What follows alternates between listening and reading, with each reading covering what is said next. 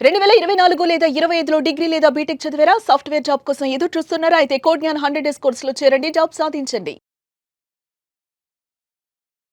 నమస్కారం సార్. నమస్తే అండి నాగరాజు గారు. సార్ దుబాయ్ నుంచి తీసుకొచ్చేటువంటి గోల్డ్ అంటే జనరల్‌గా ధగధగలాడుతూ ఉంటుందని చెప్పేసి అంటూ ఉంటారు. అందులో ఏం అవునండి. కలుపుతారనే దాని మీద కూడా చాలామందికి ఒక క్యూరియాసిటీ అనేది ఉంటుంది. అట్ ద సేమ్ టైమ్ ఒకవేళ దుబాయ్ నుంచి గనక మనం గోల్డ్ తెచ్చుకునేటట్టయితే ఎంతవరకు తెచ్చుకోవాలి? చట్టబద్ధంగా అసలు ఏం చెప్తోంది? అండ్ ఇక్కడ క్వాలిటీకి, అక్కడ క్వాలిటీకి ప్యూరిటీ డిఫరెన్స్ ఏమన్నా ఉంటుందా? ఉంటే ఎలా ఉంటుంది? ఎలా చెక్ చేయాలి? మీరన్నది 100% కరెక్ట్ నాగరాజు గారు. దుబాయ్ యొక్క గోల్డ్ చూసినట్లయితే యెల్లో కలర్ మెటల్ దగ మెరుస్తూ ఉంటుంది. ఇది నిజమా కాదా? ఇది నిజంగా మెరుస్తుందా? లేకపోతే మీరన్నట్టుగా వాళ్ళ గోల్డ్‌లో ఏమైనా కలుపుతారా? అన్నటువంటి ఒక అనుమానాలు సామాన్య ప్రజల్లో చాలా వరకు ఉంటుంది. ముఖ్యంగా గుర్తుపెట్టుకోవాల్సింది ఏంటంటే యెల్లో మెటల్ ఏదైతే గోల్డ్ గురించి మనం మాట్లాడుకుంటున్నామో దీంట్లో క్యారెట్స్ అన్నీ ఉంటాయి. 18 క్యారెట్స్, 20 క్యారెట్స్, 22 క్యారెట్స్, 24 క్యారెట్స్ ఇది అందరికీ తెలిసిన విషయమే.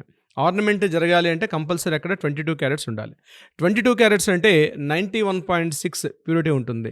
రిమైనింగ్ ఏదైతే 8.4 ఉందో అక్కడ కాపర్ కానీ, జింక్ కానీ, నికెల్ కానీ, అదేవిధంగా సిల్వర్ కానీ యాడ్ చేస్తారు. వితౌట్ యాడ్-ఆన్స్ లేకుండా ఇప్పుడు కూడా ఆర్నమెంట్ అనేది తయారు కాదు. ఇది బేసిక్ నాలెడ్జ్.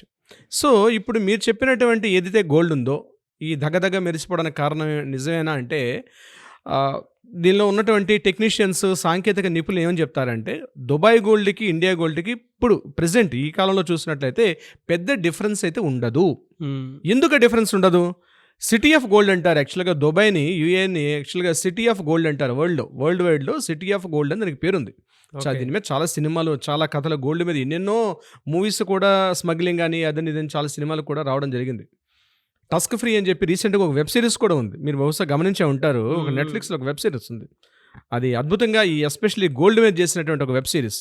అంటే ఎలా చేస్తారు, ఎలా ఇన్ని రకాల కస్టమ్స్ డ్యూటీలు ఎలా స్కాములు చేసిన విషయం మీద అద్భుతంగా తీశారంటే ఎయిర్పోర్ట్లో ఒక దుబాయ్ నుంచి బంగారం తీసుకొచ్చేటప్పుడు బంగారం మీద యొక్క నాణ్యత, బంగారాన్ని ఏ రకంగా వాళ్ళు స్మగ్లింగ్ చేస్తారనే విషయమే అద్భుతంగా తీసిన మూవీ. నేను ఆ మూవీని చూడండి జస్ట్ ఒక అవగాహన కోసం చెప్తున్నాను, అంతేగాని మూవీ ప్రమోట్ చేయడం ఉద్దేశం కాదు. అయితే ఇక్కడ ఎలా ఉంటుందంటే quality is most important. 24 carats అన్నది యూనివర్సల్ స్టాండర్డ్స్ అండి. మనం ప్యూరిటీ బార్స్లో కానీ లేదా బిస్కెట్స్ రూపంలో చూసేటప్పుడు అద్భుతంగా అది 24 క్యారెట్స్ ఉంటుంది. అంటే ఇక్కడ 99.9 అనేది ప్యూరిటీ ఉంటుంది. ఇక్కడ దుబాయ్ గోల్డ్ అయినా, ఇండియా గోల్డ్ అయినా గుర్తుపెట్టుకోవాల్సింది 1990s తర్వాత బ్యూరో ఆఫ్ ఇండియన్ స్టాండర్డ్స్ ఎప్పుడైతే మనకి BSI హాల్ మార్క్ వచ్చిందో అప్పుడు మాత్రం అంతకు బిఫోర్ ఇండియాలో ఎక్కువగా 18 క్యారెట్స్ గోల్డ్ చేసేవారు. బిఫోర్ 90sలో అంటే 80s, 85 ఆ టైంలో గోల్డ్ అంటే మనకు తెలిసింది 18 క్యారెట్స్ గోల్డే. కాస్త బహుశా ఈ వీడియో చూసినటువంటి మన సోదరులు ఎవరైనా ఉంటే వాళ్ళ పేరెంట్స్ ఎక్కువగా చూస్తే పాతకాలం గోల్డ్ కలర్ వేరేగా ఉంటుంది. అది కంప్లీట్గా తక్కువ ప్యూరిటీగా ఆకుపచ్చ రంగులో కనిపిస్తుంటుంది. అంటే ఎక్కువ కాపర్ మిక్సింగ్లో ఉంటుంది. సో 22 క్యారెట్స్లో ఆర్నమెంట్ చేయడం అన్నది 90s తరువాత మాత్రమే బాగా పెరిగింది. ఎప్పుడైతే స్టాండర్డ్స్ BSI హాల్మార్క్ ఎప్పుడైతే వచ్చిందో 22 క్యారెట్స్లో హాల్మార్క్ చేయడం మొదలుపెట్టారు. సో ఎప్పుడైతే 22 క్యారెట్స్లో హాల్మార్క్ చేస్తున్నారో ఇండియాలో ఉన్నటువంటి గోల్డ్ కానీ, దుబాయ్లో ఉన్న గోల్డ్ కానీ పెద్ద తేడా లేదు. ఇది ఫస్ట్ గుర్తుపెట్టుకోవాలి. ఓకే. దుబాయ్లో కూడా 22 క్యారెట్సే ఉంటుంది. అక్కడ కూడా 91.6 ఉంటుంది. అక్కడ కూడా కాపర్, జింక్ ఉన్నటువంటి వాటితో మాత్రమే తయారు చేస్తారు ఆర్నమెంట్స్. ఇక బార్స్ అనేది ఎక్కడైనా అది యూనివర్సల్గా, అది బ్యాంకాక్ అయినా, లేకపోతే దుబాయ్ అయినా, మారిషస్ అయినా, అమెరికన్ గోల్డ్ అయినా, రష్యన్ గోల్డ్ అయినా, లేదా సౌత్ ఆఫ్రికా గోల్డ్ అని ఎక్కడున్నా సరే ప్యూరిటీ అంటే మనకు 99.9 అది ఖచ్చితంగా 24 క్యారెట్స్లో ఉంటుంది. సో ఇంకొకటి ఏంటంటే ఎందుకు రేటు తేడా వస్తుంది? దుబాయ్కి ఇక్కడికి తేడా ఏంటి? ఎందుకు దుబాయ్లో గోల్డ్ తక్కువ ఉంటుంది, ఇండియాలో గోల్డ్ రేట్ ఎక్కువ ఎందుకు ఉంటుంది? ఇది చాలామంది డౌట్ పడుతుంటారు. ఎందుకంటే ఒకటే కారణం, దుబాయ్లో ఏంటంటే ట్యాక్స్ ఫ్రీ ఉంటుంది. ఇప్పుడు మనం ఇక్కడ GST అని ఏదైతే మనం 3% GST వేస్తాం, వేస్టేజ్ చేస్తాం. ముఖ్యంగా ఆర్నమెంట్స్లో నేను చెప్పేటప్పుడు GST 3% GST ఉంటుంది, వేస్టేజ్ ఉంటుంది, మేకింగ్ ఛార్జెస్ ఉంటాయి. అది UAE గోల్డ్లో ఏంటంటే, దుబాయ్ గోల్డ్లో ఏంటంటే ఇవన్నీ ఉండవు. అక్కడ మేకింగ్ ఛార్జెస్ చాలా లెస్ అమౌంట్ ఉంటుంది. ఎందుకంటే మేకింగ్ ఛార్జెస్ అక్కడ దుబాయ్లో తక్కువ ఉంటుంది, ఇండియాలో ఎందుకు ఎక్కువ ఉంటుంది? దుబాయ్లో ఉన్నటువంటి గోల్డ్ 90%, 99% టెక్నీషియన్స్ చెప్పినటువంటి విషయం ఏంటంటే అక్కడ మెషిన్ మీద ఆ గోల్డ్ ఆర్నమెంట్స్ అనేవి మ్యానుఫ్యాక్చరింగ్ చేస్తారు. అంటే చైన్స్ కానీ, లేకపోతే హారాలు కానీ, నెక్లెస్లు కానీ, మీ రకరకాల ఆర్నమెంట్స్ అన్నీ కూడా మెషిన్ మేకింగ్ ఉంటుంది. ఇండియాలో ఇప్పటికీ కూడా సంప్రదాయ పద్ధతుల ద్వారా మాత్రమే చేస్తారు. అంటే ట్రెడిషనల్ వాల్యూస్, ముఖ్యంగా కలకత్తా వర్కర్స్కి చాలా ఫేమస్. కలకత్తా వర్కర్స్, హైదరాబాద్లో మన ఓల్డ్ సిటీ చూసుకున్నట్లయితే ఇక్కడ వర్కర్స్, అలాగే ప్రొద్దుటూరు, కడప ఈ ప్రాంతాల్లో ఉన్నటువంటి ఈ స్వర్ణకారులు ఎవరైతే ఉంటారో గోల్డ్ స్మిత్స్ ఇప్పటికి కూడా స్టిల్ ట్రెడిషనల్ పద్ధతి, అంటే ఒక 40-50 ఏళ్ళ క్రితం ఎలా అయితే ఆర్నమెంట్స్ వేసేవారో ఇప్పటికి కూడా అలానే ఉంటుంది. మరలా ఇండియాలో కూడా తేడా వస్తుంది. అదే కేరళ బంగారానికి, కేరళలో ఉన్నటువంటి గోల్డ్ ఆర్నమెంట్స్కి మన తెలంగాణ, ఆంధ్రప్రదేశ్లో గోల్డ్ కూడా తేడా ఉంటుంది. వాళ్ళు ఎక్కువగా ఏం చేస్తారంటే, ఇప్పుడు ఫర్ ఎగ్జాంపుల్ మనం ఒక గోల్డ్ బ్రాస్లెట్ తీసుకున్నాం అనుకోండి, వాళ్ళు ఏం చేస్తారంటే హ్యాలో ఉంటుంది లోపలంతా కూడా, అంటే లోపలంతా కూడా వ్యాక్యూమ్ ఉంటుంది. ముఖ్యంగా ఏం చేస్తారంటే వ్యాక్స్, లక్క అంటాం, ఆ లక్క లోపల పెడతారు. బయట మాత్రం చాలా దీనికి కనిపిస్తుంది. బట్ తెలుగు వాళ్ళు మాత్రం చాలా వరకు ట్రెడిషన్స్ ఇప్పటివరకు కూడా సాలిడ్ ఉన్నటువంటి గోల్డ్ మాత్రమే ఇష్టపడతారు. వెయిట్ టు వెయిట్ ఉంటుందన్నమాట. సాలిడ్, ఫర్ ఎగ్జాంపుల్ ఒక 10 గ్రామ్స్ గోల్డ్ ఉందంటే 10 గ్రామ్స్ కూడా సాలిడ్, దాని మీద ఆర్నమెంట్ డిజైన్స్ చూస్తారు. కానీ అదే కేరళ కానీ, మహారాష్ట్ర కానీ కొన్ని ప్రాంతాల్లో ఏం చేస్తారంటే ఐటమ్ చూసి, మీరు కొంతమంది చూసే ఉంటారు, మెడలో చాలా పెద్ద పెద్ద గోల్డ్ వేసుకొని చూస్తారు. అందులో ఎలా ఉంటుందంటే ఓన్లీ బయట ఆ స్కిన్ లేయర్ అంతా మాత్రం గోల్డ్ ఉంటుంది, లోపల అంతా కూడా హ్యాలో ఉండి లోపల లక్క పెడతారు. అంటే లక్క పెట్టేసి లక్క మీద వేసుకుంటూ వెళ్తారు. మీరు దాన్ని బ్రేక్ చేసినట్లయితే ఆ లోపల వ్యాక్స్ కనిపిస్తూ ఉంటుంది, లక్క అనే వ్యాక్సిన్ కనిపించే అవకాశం ఉంటుంది. సో ఇండియాలో కూడా ఈ డిఫరెన్స్ ఉంటుంది. సో ఇదే అక్కడ మనం దుబాయ్లో చూసినట్లయితే దుబాయ్లో సాలిడ్ ఐటమ్స్ ఎక్కువగా ఉంటాయి. అంటే మన తెలంగాణ, ఆంధ్రప్రదేశ్లో ఉన్నటువంటి ఏదైతే ట్రెడిషనల్గా మనం పాటిస్తున్నామో దీనికి దగ్గరగా ఉంటారు. ఇవి బేసిక్గా ఎందుకు రేటు తక్కువ ఉంటుందంటే మెయిన్ ఏంటంటే అక్కడ వ్యాట్ ఉండదు, జిఎస్టీ ఉండదు, మేకింగ్ ఛార్జెస్ ఉండవు, అదేవిధంగా వేస్టేజ్ ఛార్జెస్ కూడా చాలా తక్కువ ఉంటాయి. ఇప్పుడు ఈ రోజున్న రేట్లో మనం మాట్లాడుకోగలిగితే 1,55,000 సుమారుగా అటు ఉంది ఈరోజు 22 క్యారెట్స్. అదే ఈ రోజున్నటువంటి దుబాయ్ రేట్ను మనం మాట్లాడుకుంటే 1,16,000, 1,12,000 ఉంది. అంటే 40-50 వేల రూపాయలు డిఫరెన్స్ కనిపిస్తుంది. ఈ 40-50 వేల రూపాయలు తేడా ఎక్కడ అంటే అది కేవలం ఫర్ ద జిఎస్టీలు, మేకింగ్ ఛార్జెస్, వేస్టేజ్ అక్కడ కనిపిస్తుంది అనమాట. అందుకే దుబాయ్ గోల్డ్కి ఇక్కడికి ఉండడం తేడా.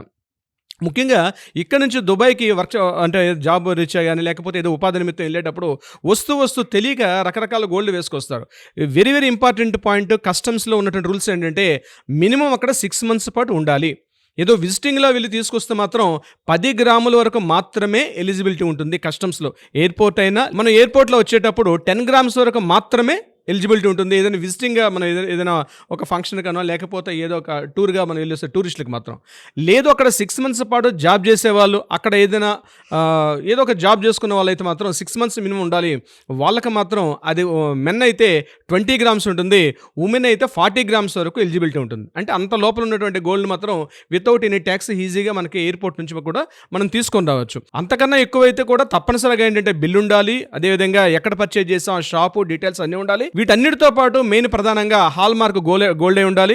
ఇది కాకుండా పక్కన హెచ్యుఐడి నెంబర్ అని ఉంటుంది, ఆ హెచ్యుఐడి నెంబర్ ఉండాలి. ఇవన్నీ కంపల్సరీ చేస్తూ ఒకవేళ అమ్మాయిలు అయితే, లేడీస్ అయితే 40 గ్రామ్స్ కన్నా ఎబో అయితే అక్కడ ఎయిర్పోర్ట్లో నిర్దేశించినటువంటి కస్టమ్స్ డ్యూటీ ఉంటుంది, ఆ కస్టమ్స్ డ్యూటీ చెల్లించాలి. అది చెల్లించకుండా తీసుకొస్తే మాత్రం మీ గోల్డ్ని వాళ్ళు అక్కడ సీజ్ చేస్తారు. అదే మెన్ అయితే 20 గ్రామ్స్ ఉన్నటువంటి గోల్డ్ మాత్రం తీసుకోవాలి, అంతకన్నా ఎక్కువ అయితే సీజ్ చేస్తారు. కొన్ని సందర్భాల్లో 1 కిలో గోల్డ్ కూడా తీసుకొస్తారు, అది బార్స్లో కానీ లేదా బిస్కెట్ రూపంలో తీసుకొని రావచ్చు. బట్ ఆ కస్టమ్స్ డ్యూటీ అనేది చెల్లించాలి. ఆ కస్టమ్స్ ట్యాక్స్ చెల్లిస్తే తప్పనిసరిగా తీసుకోవచ్చు. బట్ దానికి కూడా ఒక వ్యాలిడిటీ ఉండాలి. ఏదేమైనా ఇండియాలోనైనా దుబాయ్లోనైనా హాల్ మార్క్ అనేది మాత్రం కంపల్సరీ ఉంటుంది. హాల్ మార్క్ సింబల్ ఉంటుంది, అది ఇంటర్నేషనల్ స్టాండర్డ్స్లో హాల్ మార్క్ ఉంటుంది. దాని పక్కన హెచ్ఐడి నెంబర్ ఉంటుంది. అదేవిధంగా బిస్కెట్ అయినా, బార్ అయినా, ఆర్నమెంట్ అయినా దానికి ఒక నెంబర్ ఉంటుంది. అది ఎక్కడ పర్చేజ్ చేశారు, ఏ షాప్లో పర్చేజ్ చేశారని చెప్పి ఒక నెంబర్ ఉంటుంది. మొత్తం 5 కాలమ్స్ కంటిన్యూస్గా ఉంటాయి అనమాట.